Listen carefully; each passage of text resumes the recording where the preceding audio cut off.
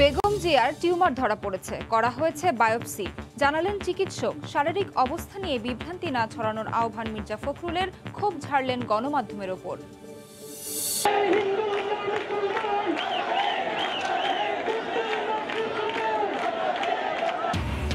সাম্প্রদায়িক সহিংসতার প্রতিবাদে সম্প্রীতি সমাবেশ। রংপুরে মোটরসাইকেলে করে পেট্রোল এনে আগুন দেয় শিবির ক্যাডার মামুন। নোয়াখালীতে আটক 11। মানবতা বিরোধী অপরাধে জামায়াতের বিরুদ্ধে তদন্ত শেষ হলেও রিপোর্ট পড়ে আছে 7 বছর ধরে। আইনি বাধা না থাকলেও শাস্তির বিষয় নিয়ে অনিশ্চয়তা। চট্টগ্রামে 3 ভাইয়ের পেশাদার চোরচক্র, হাত দিয়ে গ্রিল বাঁকিয়ে ঢোকে ঘরে। আটকের পর 15টি হীরার আংটি ও নগদ টাকা জব্দ। ধরা পড়া এড়াতে ব্যবহার করে না মোবাইল। এবং 22 দিনের নিষেধাজ্ঞা শেষে আজ মধ্যরাত থেকে শুরু হচ্ছে ইলিশ শিকার। জাল নৌকা নিয়ে প্রস্তুত জেলেরা। অভিযানের শেষ দিনেও ভোলা ও চাঁদপুরে আটক অর্ধশত।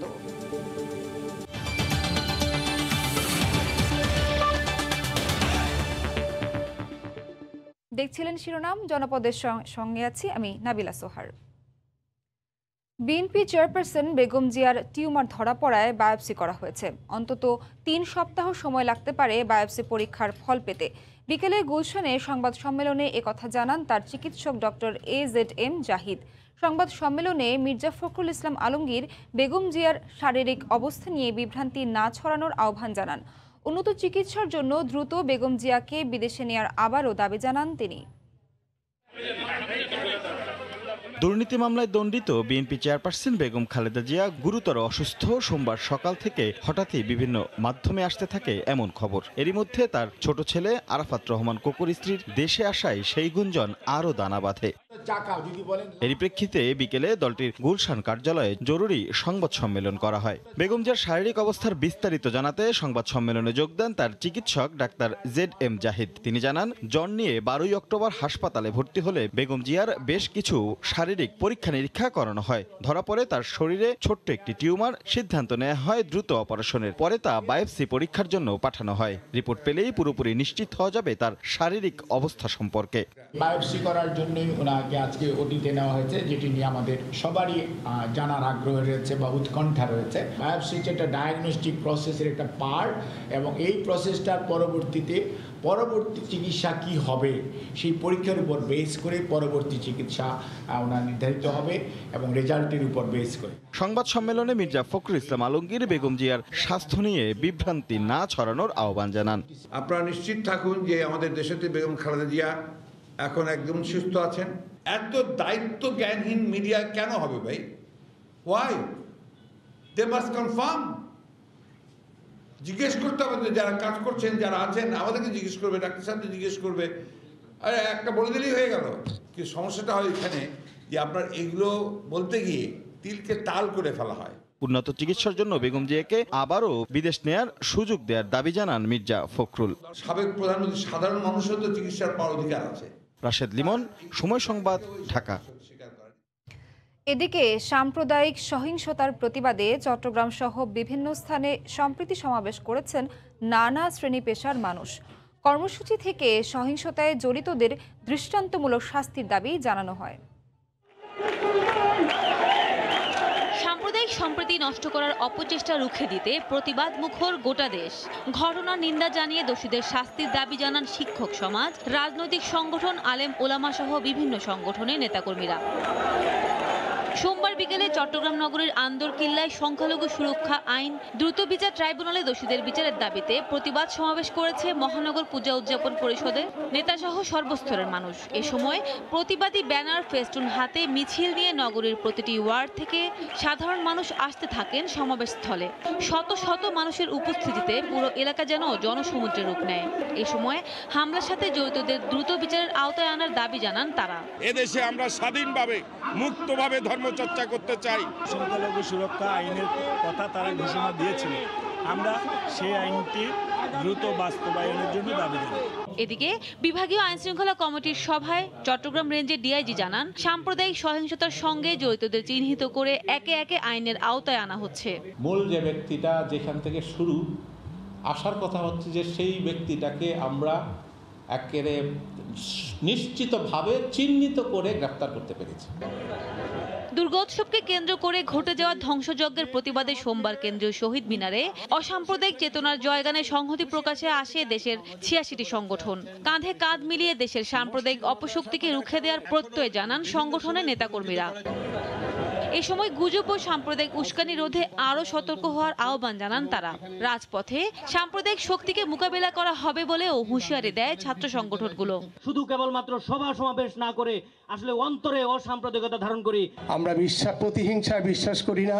সবচেয়ে বড় শক্তি তারুণ্যের শক্তিকে নিয়ে আমরা আসলে এদেরকে মোকাবেলা করতে হবে। সাম্প্রদায়িক হামলার সঙ্গে জড়িতদের শাস্তি নিশ্চিত, ক্ষতিগ্রস্তদের সহায়তা দেয়া, প্রশাসনকে আরও সচেষ্ট হওয়া সহ ৭ দফা দাবি পেশ করা হয় সম্প্রীতি সমাবেশ থেকে। মসজিদ মাদ্রাসা থাকার সাদিয়া আফরিন, সময় সংবাদ।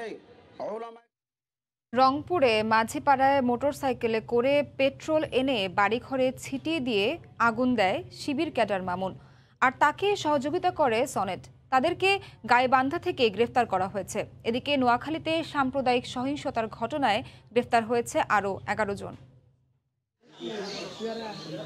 দেশের বিভিন্ন স্থানে সাম্প্রদায়িক সহিংসতার ঘটনায় সারা দেশে আইন শৃঙ্খলা রক্ষাকারী বাহিনীর অভিযান চলছে। অপরাধীরা একে একে পুলিশের ফাঁদে আটকা পড়ছে। বেরিয়ে আসছে নতুন নতুন তথ্য। রংপুরের পীরগঞ্জে মাঝিপল্লীর ঘরবাড়ি জ্বালাতে পেট্রোল ছিটানো শিবির ক্যাডার মামুনকে সহযোগী সনেট সহ গাইবান্ধার সাদুল্লাপুর থেকে গ্রেপ্তার করা হয়েছে। পুলিশ জানায় রোববার রাতে মামুনের বাসা থেকে দুজনকেই গ্রেপ্তার করা হয়। গত 17 অক্টোবর রাতে মোটরসাইকেল করে নিজে পেট্রোলের জার নিয়ে হিন্দু সম্প্রদায়ের বাড়িঘরে ছিটিয়ে দেয় মামুন, আর এ কাজে সহযোগিতা করে সনেট। দুজনই জামাত শিবির কর্মী। এদিকে ঘটনার দিন আগুন দেওয়ার সময় ৮০,০০০ টাকা লুটের অভিযোগ পাওয়া যায় মামুনের বিরুদ্ধে। উমর ফারুক হোসেন তনেক এবং মামুন মণ্ডল দুইজনেরই আমরা প্রাথমিকভাবে তারা জামাত শিবিরের রাজনীতির সঙ্গে সম্পৃক্ত এই ধরনের তথ্য আমরা পেয়েছি। আজকে তারা ঘটনার সঙ্গে জড়িত এবং টাকা বিভিন্ন বাসায় থেকে কিছু কিছু টাকাও লুটপাট হয়েছে। রোববার রাতে অভিযান চালিয়ে নোয়াখালীর বেগমগঞ্জের রাজগঞ্জ থেকে স্বেচ্ছাসেবক দলের সহসভাপতি ফয়সাল ইনাম এবং সেনবাগের বীজবাগ থেকে জামাত সমর্থিত সাবেক চেয়ারম্যান হারুনুর রশিদ সহ 11 জনকে গ্রেপ্তার করে পুলিশ। এদের বিরুদ্ধে 15 অক্টোবর নোয়াখালীর চৌমুহনীতে পূজা মণ্ডপ ও মন্দিরে হামলার অভিযোগ রয়েছে। কুমিল্লার ঘটনাকে পুঁজি করে সামাজিক মাধ্যমে উস্কানিমূলক বক্তব্য প্রচার করে গ্রেপ্তারকৃতরা। ফয়সাল ইনাম কমল কুমিল্লা জেলার পূজা মণ্ডপে কোরআন শরীফ রাখার ঘটনার ভিডিওটি আপলোড করা সহ অন্যান্য বিভিন্ন উস্কানিমূলক পোস্ট তার ফেসবুক পেজে পোস্ট করে। এদিকে চাঞ্চল্যকর কুমিল্লার ঘটনায় প্রধান আসামি ইকবাল হোসেনকে নিয়ে পূজা মণ্ডপ থেকে খোয়া যাওয়া হনুমানের গদা উদ্ধার করে পুলিশ। রোববার রাত 11:30টার দিকে গ্রেপ্তার হওয়া ইকবালকে সঙ্গে নিয়ে উদ্ধার অভিযান চালানো হয়। এ সময় তার দেখানো তথ্যের ভিত্তিতে দারোগাবাড়ি মাজারের পাশের একটি ঝোপ থেকে গদাটি উদ্ধার করা হয়। পরে সেটি আলামত হিসেবে সংরক্ষণ করে আইন শৃঙ্খলা রক্ষাকারী বাহিনী। লাবিব হাসান, সময় সংবাদ। এদিকে রংপুরে মাঝিপাড়ায় আগুন দেওয়ার ঘটনায় গ্রেফতার শিবির ক্যাডার মামুনের বিরুদ্ধে একাধিক নাশকতার মামলা রয়েছে। সম্প্রতি বিদেশ থেকে ফিরে সনাতন ধর্মাবলম্বীদের ধর্মীয় অনুভূতিতে আঘাত করে নিজের ফেসবুকে উস্কানিমূলক প্রচারণার অভিযোগ রয়েছে তার বিরুদ্ধে। আতাউল হক সাগরের ক্যামেরায় হেদায়েতুল ইসলাম বাবুর রিপোর্ট। সাদুল্লাপুরের আলীনগর গ্রাম থেকে ধাপেরহাটের ভাড়া বাড়িতে বসবাস করতেন মামুন বিন জায়েদ আলী। এখানে একটি ব্যবসা প্রতিষ্ঠানও আছে তার। পুলিশ ও স্থানীয়রা জানান, নির্বাচনী সহিংসতা সহ একাধিক নাশকতা মামলার আসামি মামুন শিবিরের সক্রিয় কর্মী। 5 জানুয়ারি নির্বাচন থেকে সে জামা শিবিরের সেন্টার পড়ার আসামি ছিল, আর সে জামা শিবিরের একজন সক্রিয় সদস্য। এর আগে অনেকগুলো মামলার সাথে জড়িত আছে, বিদেশে গেছিল, বিদেশ থেকে রিটার্ন আসছে। 2014 সালের 5 জানুয়ারি নির্বাচনের আগের দিন ভোট কেন্দ্রে আক্রমণ, ব্যালট বাক্স ছিনতাই, তারপর ব্যালট বাক্স পুড়িয়ে দেওয়া, ককটেল ফোটানো, এটা একটা মামলা ছিল। পরবর্তীতে কিন্তু তার পরপরই কিন্তু চার্জশিট হয়েছে। অনেকদিন পলাতক ছিল। পলাতক থাকার পরে সে রিসেন্টলি এই প্রত্যেকটা মামলায় সে জামিন নিয়েছে। নাশকতার মামলায় কারাভোগ ও মামলা বিচারাধীন থাকা অবস্থায় মালয়েশিয়ায় পাড়ি জমান মামুন। মাস 6 আগে বিদেশ থেকে ফিরে আসেন তিনি। সনাতন ধর্মাবলম্বীদের ধর্মীয় অনুভূতিতে আঘাত করে নিজের ফেসবুকে উস্কানিমূলক প্রচারণার অভিযোগও আছে তার বিরুদ্ধে। সে এই ধরনের অপরাধ করা সত্ত্বেও সে বিদেশে কিভাবে যেতে পারে, এবং সে বিদেশ থেকে আসার পরও আবার ফিরে এই ধরনের উস্কানিমূলক বক্তব্য ফেসবুকে দিতে পারে না, আমরা সত্যিভাবে বিস্মিত হয়ে গেছি। মাঝিপাড়ায় হামলা অগ্নিসংযোগের সঙ্গে জড়িত সন্দেহে সোমবার গভীর রাতে গাইবান্ধার সাদুল্লাপুরের ধাপেরহাটের ভাড়া বাড়ি থেকে মামুনকে আটক করে পীরগঞ্জ থানা পুলিশ। হেদায়েতুল ইসলাম বাবু, সময় সংবাদ, গাইবান্ধা। সাম্প্রদায়িক সহিংসতার ঘটনায় বিএনপির ওপর দায় চাপানোর চেষ্টা চলছে বলে অভিযোগ করেছেন বিএনপি নেতারা। অন্যদিকে আওয়ামী লীগ বলছে একটি অশুভ শক্তি দেশের সাম্প্রদায়িক সম্প্রীতি বিনষ্ট করছে। রাজধানীতে আলাদা অনুষ্ঠানে তারা একথা বলেন। সাম্প্রদায়িক সহিংসতার ইস্যুটি নিয়ে এখনও একে অপরের উপর দোষ চাপাচ্ছে আওয়ামী লীগ বিএনপি। রাজধানীতে আলাদা অনুষ্ঠানে বিএনপি নেতারা বলেন, দেশকে জঙ্গি সন্ত্রাসী রাষ্ট্র হিসেবে চিহ্নিত করে সরকার ক্ষমতায় টিকে থাকতে চায়। এটা রাজনৈতিক চক্রান্ত, দেশের মানুষের মুখে কুলু করে দেওয়ার জন্য রাজনৈতিক চক্রান্ত, বিশ্বের সামনে বাংলাদেশে একটা জঙ্গি সন্ত্রাসী রাষ্ট্র তুলে ধরার জন্য এই কর্মকাণ্ড হচ্ছে। সরকার এই তরুণ স্পর্শকাতর সাম্প্রদায়িক দাঙ্গার মধ্য দিয়ে তার ক্ষমতা দীর্ঘায়িত করা একটা হীন প্রচেষ্টায় লিপ্ত। এছাড়া রাজধানীতে আলাদা অনুষ্ঠানে আওয়ামী লীগ নেতারা বলেন, বিএনপি জামাত সহ একটি অশুভ শক্তি সাম্প্রদায়িক সম্প্রীতি নষ্ট করছে। সাম্প্রদায়িক সন্ত্রাসের যে অভয়ারণ্য গড়বার পায়তারা করছে, দেশের জামাত বিএনপি ও তাদের সাগরের মৌলবাদী তাবেদার অপশক্তি তাদের বিদ্যাত ভেঙে দিয়ে অসম্প্রদায়িক বাংলাদেশ বিনির্মাণের আলপথ রচনার আমাদের সঞ্জীবিত হতে হবে। বিএনপি এখন দেউলিয়া, তারা জনবিচ্ছিন্ন, তারা নির্বাচনকে ভয় পায়, তাদের কোনো কর্মসূচি নেই, তারা ষড়যন্ত্র আর গুজব নির্ভর। নিরপেক্ষ তদন্তের মাধ্যমে অপরাধী যেই হোক পূজা মণ্ডপে হামলাকারীদের বিচার হবে। এ ধরনের ঘটনা এড়াতে ধর্মবর্ণ নির্বিশেষে সবাইকে ঐক্যবদ্ধ হওয়ার আহ্বান জানানো হয়। এমআর আমিন, সময় সংবাদ, ঢাকা। জনপদের সময় আরও থাকছে, আবারও বাংলাদেশ বিমানের দুবাই ফেরত ফ্লাইটে মিলল স্বর্ণ। কার্গো হোলের ফ্লোর থেকে বের করে আনা হয় ৮ কোটি টাকার ১০৪টি বার। এবারও আটক নেই কেউ। মানবতা বিরোধী অপরাধের দল হিসেবে জামায়াতের বিরুদ্ধে তদন্ত শেষ হলেও ৭ বছর ধরে রিপোর্ট পড়ে আছে রাষ্ট্রপক্ষের আইনজীবীর অফিসে। এ অবস্থায় আবারও জামায়াতকে বিচারের মুখোমুখি করার দাবি জানালো তদন্ত সংস্থা। সোমবার মানবতা বিরোধী অপরাধের মামলায় ১২ জনের তদন্ত রিপোর্ট চূড়ান্ত হওয়া নিয়ে ব্রিফিংয়ে এ দাবি জানান তারা।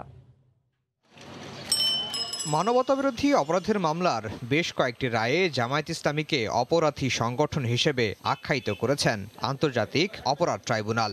দল হিসেবে জামায়াতের বিচারের জন্য তদন্ত প্রতিবেদনও দাখিল করেছে তদন্ত সংস্থা, কিন্তু ৭ বছর ধরে প্রতিবেদনটি পড়ে আছে প্রসিকিউশন বিভাগে। আইনি জটিলতায় প্রতিবেদনটি আর ট্রাইব্যুনালে দাখিল হয়নি। প্রসিকিউশন বলছে, দলের বিচারে আইনি বাধা না থাকলেও শাস্তি কি হবে এ বিষয়টি বলা নেই, কিন্তু তদন্ত সংস্থার দাবি দ্রুত জামায়াতকে বিচারের মুখোমুখি করা হোক। এই বিচার, জামাতে ইসলামের বিচারটি এই মানবতা বিরোধী অপরাধের বা আমাদের ইন্টারন্যাশনাল ক্রাইমস ট্রাইব্যুনাল বিচারের একটা গুরুত্বপূর্ণ অঙ্গ। বাংলাদেশে জঙ্গিবাদের উত্থান হচ্ছে, ধর্মান্ধতা সুযোগে অনেক এরকম ঘোলা পানিতে মাছ শিকার করার চেষ্টা করছে। সমূলে উৎপাটন করতে গেলে জামাতের স্বরূপ উদ্ঘাটন করার জন্য এই বিচারটি প্রকাশ্য কোর্টে এই বিচারটি হওয়া উচিত বলে আমি মনে করি। এদিকে গতি নেই মানবতাবিরোধী অপরাধের মামলায় দণ্ডপ্রাপ্তদের আপিল নিষ্পত্তির। আইনমন্ত্রী জানালেন, আপিল বিভাগে ঝুলে থাকা মামলাগুলো দ্রুত সুরাহার উদ্যোগ নেবেন তিনি। যেই আপিলগুলি আপনার আপিল বিভাগে আছে, সেই আপিলগুলি যাতে তাড়াতাড়ি শুনানি হয়, এটাকে ত্বরান্বিত করার ব্যবস্থা নেব। সোমবার সাতক্ষীরা ও কুড়িগ্রামের ১২ জনের বিরুদ্ধে তদন্ত প্রতিবেদন চূড়ান্ত করেছে আন্তর্জাতিক অপরাধ ট্রাইব্যুনাল। তাদের বিরুদ্ধে হত্যা, গণহত্যা, ধর্ষণ, আটক, নির্যাতনের অভিযোগের প্রাথমিক প্রমাণ মিলেছে। চট্টগ্রামে পেশাদার চোর চক্রের সদস্য ৩ ভাই, হাত দিয়ে গ্রিল বাঁকিয়ে তারা ঢুকে পড়ে ঘরে। ৩ ভাইসহ ৪ জনকে আটকের পর ১৫টি হীরার আংটি ও নগদ টাকা জব্দ করেছে পুলিশ।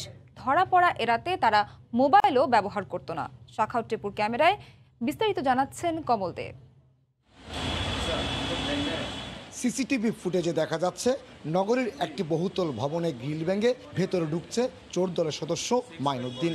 আবার ধরা পড়ার পর থানা কার্যালয়ে অভিনয় করে দেখাচ্ছে চুরির নানা কৌশল। চট্টগ্রাম সহ দেশের বিভিন্ন স্থানে অভিযান চালিয়ে আটক করা হয়েছে 4 জনকে। উদ্ধার করা হয়েছে 15টি হীরার আংটি, স্বর্ণালংকার, ডলার এবং নগদ টাকা।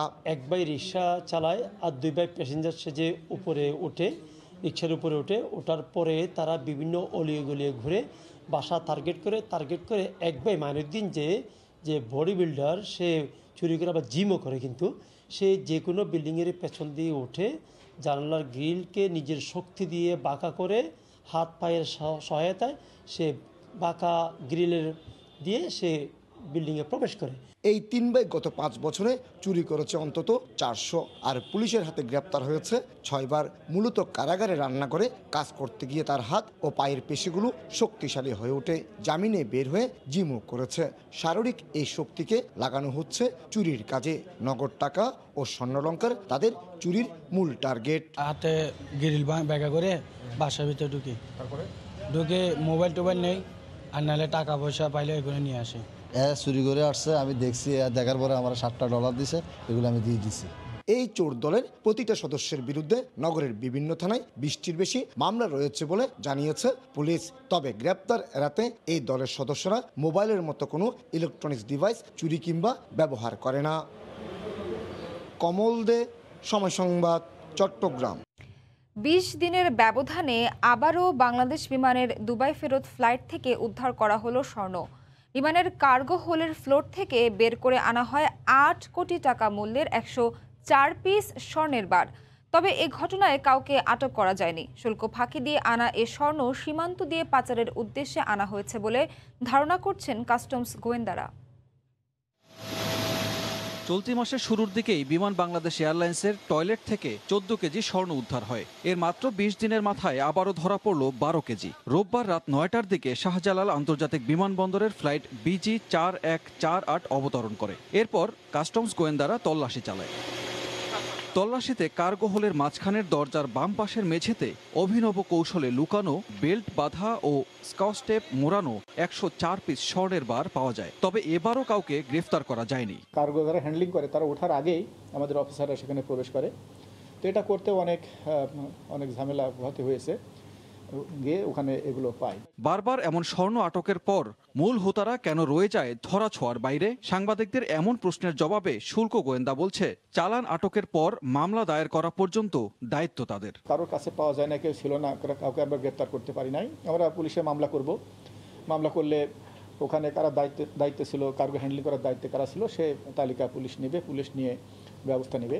2019-20 অর্থ বছরে 180 কেজি, 2020-21 অর্থ বছরে 178 কেজি স্বর্ণ উদ্ধার করে শুল্ক গোয়েন্দারা।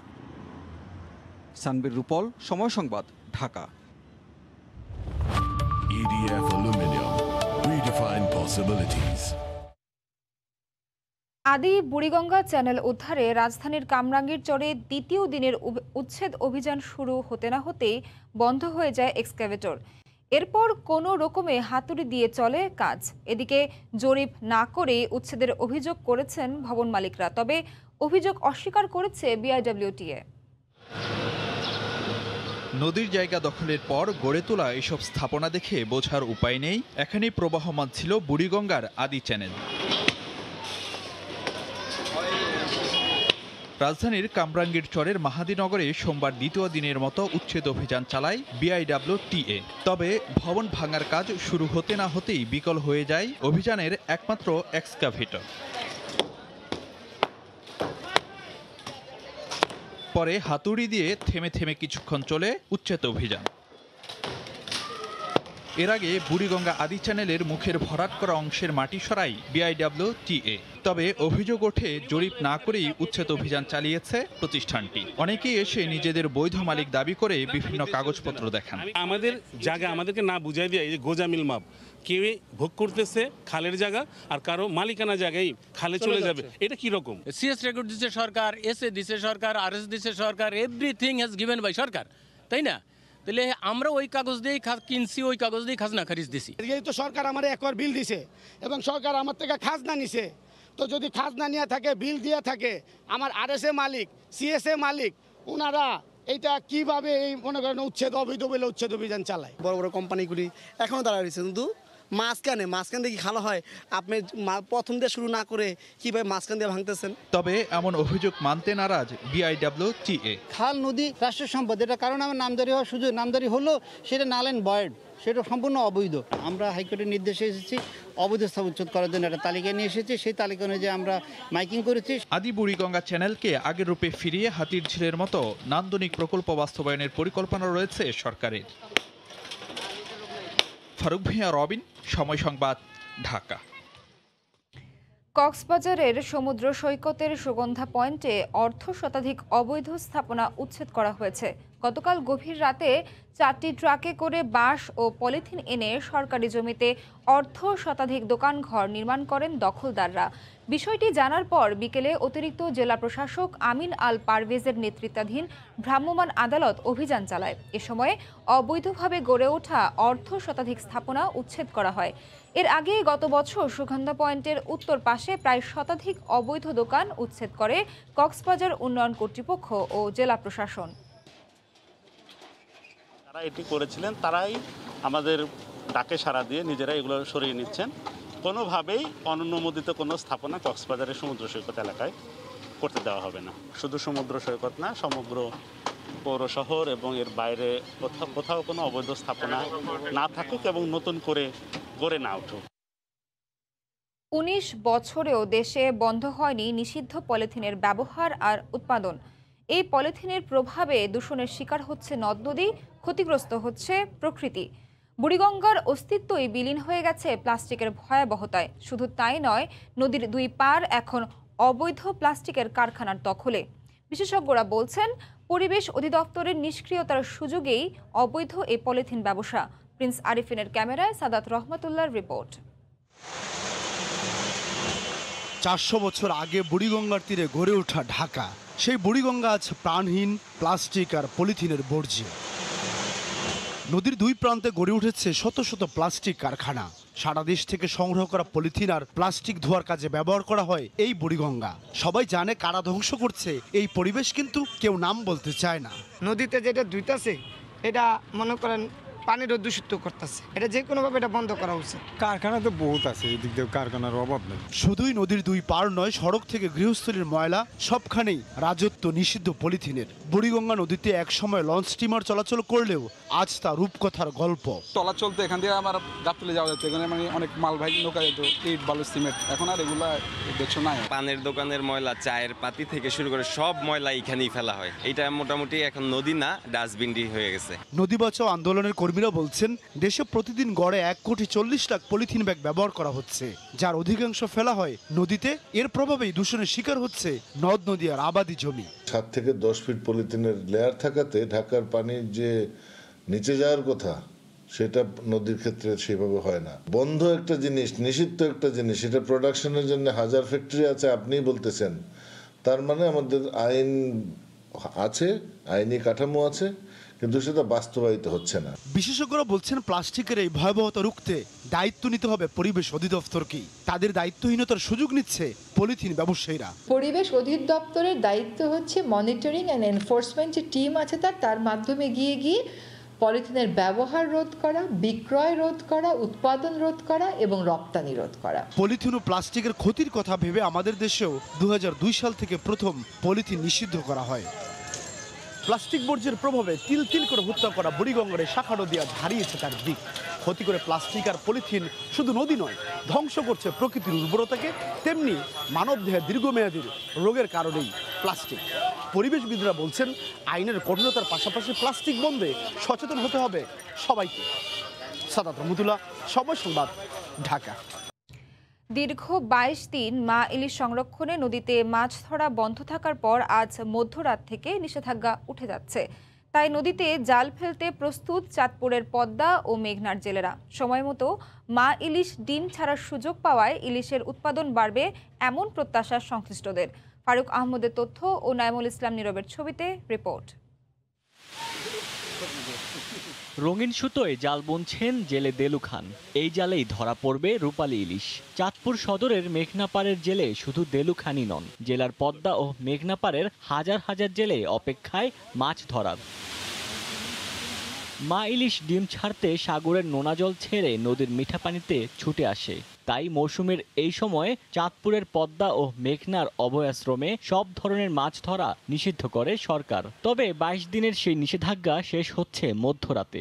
ঋণগ্রস্ত হইয়া দেনা ফেনা হইয়া আমরা এখন নদীতে জাল ফল নামাইতে আছি। সরকারের ইয়া মানছি আমরা, দেনা ফেনা করে ঋণগ্রস্ত করে জাল ফল ইয়া করতে আসি যদি আল্লাহ দেয়। মৎস্য কর্মকর্তার দাবি, এবার সময় মতো মা ইলিশ ডিম ছেড়েছে নদীতে। সামনে যে জাটকা রক্ষা কর্মসূচি আমাদের আসতেছে নভেম্বরের 1 তারিখ থেকে 30 জুন, এটা আমরা সংরক্ষণ যদি ভালোভাবে করতে পারি এবং ইলিশ যেতে আমার মনে হয় যে উৎপাদন বৃদ্ধি পাবে। মা ইলিশ সংরক্ষণ কর্মসূচি সফলে নানা উদ্যোগ গ্রহণ করে নৌ পুলিশের পাশাপাশি জেলা প্রশাসন। যেসব জেলে সরকারি আদেশ অমান্য করে তারা নদীতে প্রতিনিয়ত মাছ ধরার চেষ্টা করেছে, শুধুমাত্র তাদের প্রতি আমরা কঠোর হয়েছি এবং তাদেরকে ধরে আইনের আওতায় এনেছি। জেলেরা মাছ ধরেই তাদের জীবিকা নির্বাহ করে, এই জন্য সরকারি যে প্রণোদনা সেটা এই অভিযান শুরুর আগে আমরা তাদের কাছে পৌঁছে দেওয়ার ব্যবস্থা করেছি। জেলার সরকারি তালিকা অনুযায়ী জেলের সংখ্যা 44,035 জন। 22 দিন বেকার অবস্থায় জেলেদের মাথাপিছু 20 কেজি করে চাল দেয় সরকার। সময় সংবাদ, চাঁদপুর।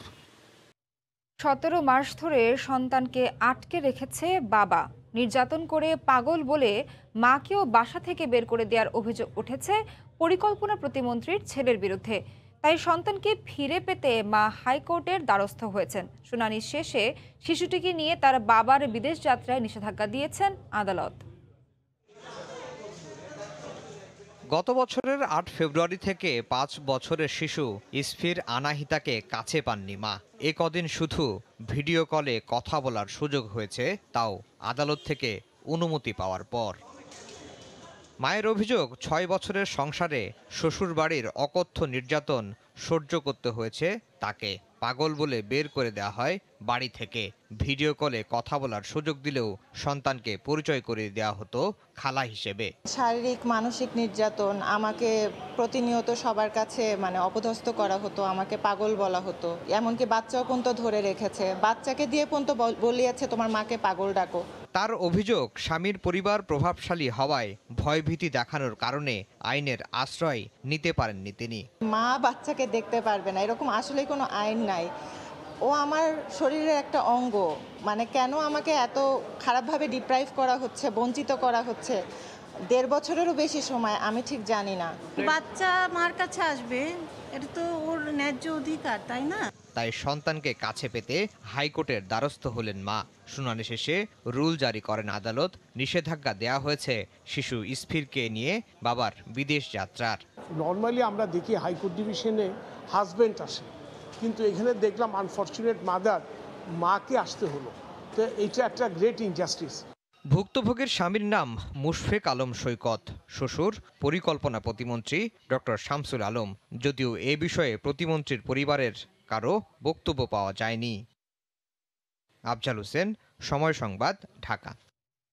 চট্টগ্রামে স্কুল শিক্ষার্থীদের করোনা টিকার আওতায় আনতে প্রথম ধাপে তথ্য সংগ্রহ শুরু করেছে জেলা শিক্ষা অফিস। সংশ্লিষ্ট কর্মকর্তারা জানান, ইতোমধ্যে মাধ্যমিক পর্যায়ে প্রায় 7 লাখ ছাত্রছাত্রীর তথ্য পাঠানোর নির্দেশ দেওয়া হয়েছে শিক্ষা প্রতিষ্ঠানগুলোকে। এদিকে টিকা দেওয়ার জন্য শীতাতপ নিয়ন্ত্রিত প্রতিষ্ঠান খোঁজা হচ্ছে বলে জানান জেলা শিক্ষা কর্মকর্তা। ফেরদৌস লিপির রিপোর্ট। মহামারী করোনা প্রকোপ কমে আসলেও কড়াকড়ি স্বাস্থ্যবিধির মধ্য দিয়ে গেল 2 মাস ধরে সশরীরে ক্লাস করছে স্কুল পর্যায়ে শিক্ষার্থীরা। এরই মধ্যে স্বাস্থ্য সুরক্ষা নিশ্চিতে এ পর্যায়ে শিক্ষার্থীদের সরকার পরীক্ষামূলক টিকা দেয়া শুরু করেছে। এই কার্যক্রমে চট্টগ্রামেও চলছে স্কুল শিক্ষার্থীদের টিকা দেওয়ার নানা প্রস্তুতি। তথ্য সংগ্রহ করা হচ্ছে জেলা ও উপজেলা পর্যায়ে শিশু কিশোরদের, যা 27 অক্টোবরের মধ্যে অধিদপ্তরে পাঠানো হবে। 17 ডিজিটের জন্ম নিবন্ধন নম্বর, তারপরে যেমন তার শ্রেণী, আমাদের বিদ্যালয়ের ইআইএন নাম্বার, একটা ফরম্যাট আছে। এই ফরম্যাটটা পূরণ করে আমরা সেখানে থানা শিক্ষা অফিসকে দেব। আমার সম্পূর্ণ তথ্য এখন লোড করা শেষ, প্রিন্ট করা শেষ, শুধুমাত্র আমি ইনপুট দেব। টিকা প্রয়োগে শিক্ষার্থীদের হাসপাতালে আনা হবে না, এর পরিবর্তে কোনো শিক্ষা প্রতিষ্ঠান বা ভিন্ন কোনো কেন্দ্র নির্ধারণের নির্দেশনা দেওয়া হয়েছে বলে জানান জেলা শিক্ষা কর্মকর্তা। ফাইজার টিকা দেওয়ার জন্য যে টেম্পারেচার একটা বড় ফ্যাক্টর, সেই জন্য আমরা শীতাতপ নিয়ন্ত্রিত যে ফ্যাসিলিটিস আছে এরকম শিক্ষা প্রতিষ্ঠানকে আমরা চুজ করছি। সুরক্ষা নিশ্চিতে এই সিদ্ধান্তে স্বস্তি প্রকাশ করেন অভিভাবক ও শিক্ষার্থীরাও। বাচ্চারা এটা টিকা যখন দিবে তখন অবশ্যই সুরক্ষাটা হবে, নিশ্চিত হবে। গার্জিয়ানরা আমরা সবাই টিকা নিচ্ছি, এখন বাচ্চারা টিকা নিলে নিশ্চিত থাকবো আর কি, বাচ্চাদের কোনো করোনা হবে না। শিক্ষার্থীদের যে পুরোপুরি সুরক্ষার ব্যবস্থাটা আছে সেটা করতে হলে কিন্তু টিকার কোনো বিকল্প নাই। জেলায় মাধ্যমিক ও নিম্ন মাধ্যমিক পর্যায়ে শিক্ষা প্রতিষ্ঠানের সংখ্যা 730টি। এর মধ্যে স্কুল 682টি, স্কুল অ্যান্ড কলেজ 48টি, শুধু কলেজ 104টি এবং মাদ্রাসা রয়েছে 314টি। ফেরদৌস লিপি, সময় সংবাদ, চট্টগ্রাম। শেখ রাসেল দিবস উপলক্ষে সেনা সদরের আয়োজনে আন্তঃস্কুল ফুটবল টুর্নামেন্ট অনুষ্ঠিত হয়েছে। বিকেলে ঢাকা সেনানিবাসের আদমজী ক্যান্টনমেন্ট পাবলিক স্কুল মাঠে ফাইনাল খেলা অনুষ্ঠিত হয়।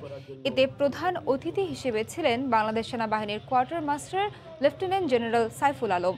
এই টুর্নামেন্টে Cantonment Public School, English School ও ক্যান্টনমেন্ট বোর্ড স্কুল হতে অন্তত 10টি শিক্ষা প্রতিষ্ঠান অংশ নেয়। খেলা শেষে বিজয়ীদের পুরস্কার তুলে দেন সেনাবাহিনীর কোয়ার্টার মাস্টার জেনারেল।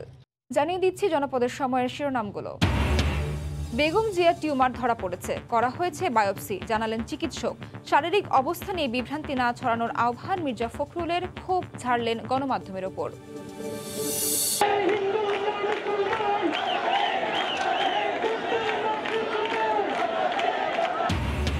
সাম্প্রদায়িক সহিংসতার প্রতিবাদে সম্প্রীতি সমাবেশ। রংপুরে মোটরসাইকেলে করে পেট্রোল এনে আগুন দেয় শিবির ক্যাডার মামুন, নোয়াখালীতে আটক 11। এবং মানবতা বিরোধী অপরাধে জামায়াতের বিরুদ্ধে তদন্ত শেষ হলেও রিপোর্ট পড়ে আছে 7 বছর ধরে। আইনি বাধা না থাকলেও শাস্তির বিষয় নিয়ে অনিশ্চয়তা। এ ছিল জনপদের সময়ের সঙ্গে থাকুন সময়।